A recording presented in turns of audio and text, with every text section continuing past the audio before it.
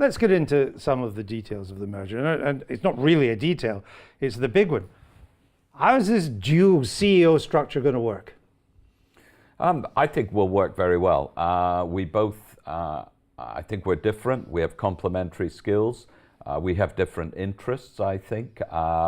Keith, I think, will play an outstanding role running the investment, the actual engine room, if I might use it, the most important part of the business, running the actual fund management area. I'll do areas such as distribution, probably look after the global sort of offices.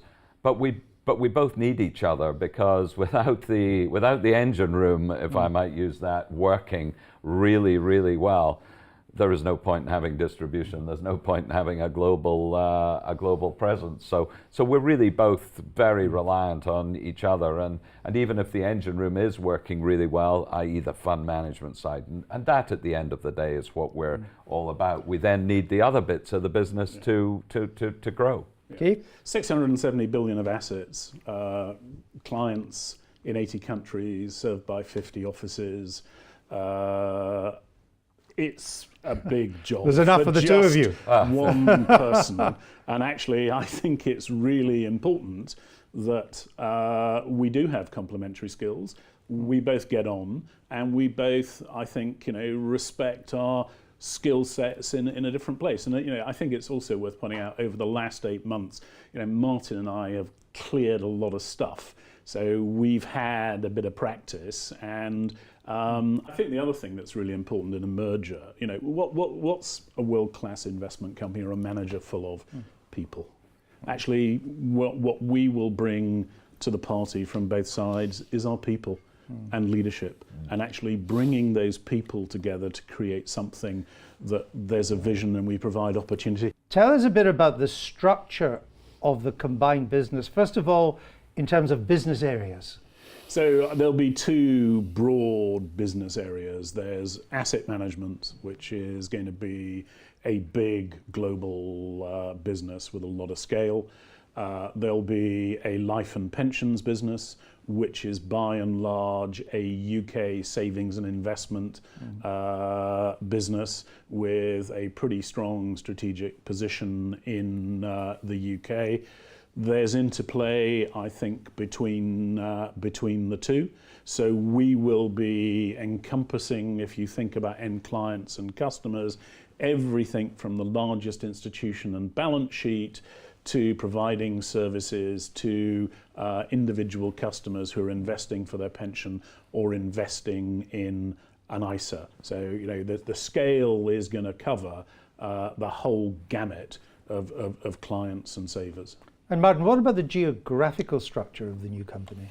Well, it will still be headquartered in Scotland, but we will obviously the combined group will have a wider geographical spread than either had. So it gives us real breadth, as Keith said, 50 offices and clients in 80 countries. That's going to take a lot of work by both of us to cover that. So I think that's one of the great strengths we'll have, is we will be managing money globally around the world. We'll locate our fund managers in the areas that the money is invested. Global reach, but you must have some sort of idea of where the international action is going to be in the years ahead. You mentioned the Eastern Pacific Rim, emerging markets, people, massive savers there. Yeah. Huge, almost a glut of savings in some ways. Have you got any ideas where you think the international action will be? 3 big areas. You can't lose sight of the United States.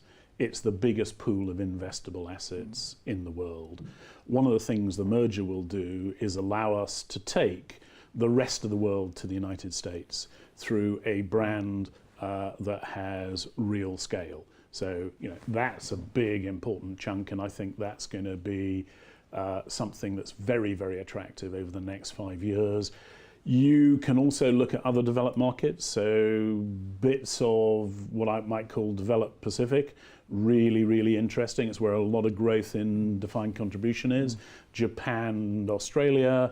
And then you've got what people call emerging markets, people making the shift from lower income to middle income, which is where growth in savings, growth in consumer spending. So I think those three broad blocks, and interesting enough, the merger means we have the strength and the scale to take advantage of those opportunities. They really are global. Keith, Brexit's at the back of the mind of all people in business at the moment. Does it have an impact on this merger? It does. I mean, it's obviously a level of uncertainty, but one of the great benefits, I think, certainly from my perspective, is that Aberdeen already have something in Luxembourg that we can utilise to deal with the issue of passporting and mutual funds. So there's something ready-made. Interestingly enough, we've got quite a significant presence in Dublin on the asset management side, and just getting technical for a moment, that is probably where we'll cite our MiFID entity. So the regulatory framework. Yeah. So what we have is almost a solution that we can work with, rather than us both having to spend money and invest in the future. So one of the attractions, I think, for both of us when we put this together is actually this will create something of real heft in Europe for us, and allow us not to worry about all that wiring and plumbing. For sure, we'll have to go through it, but to focus on clients at the end of the day, which is what's really important.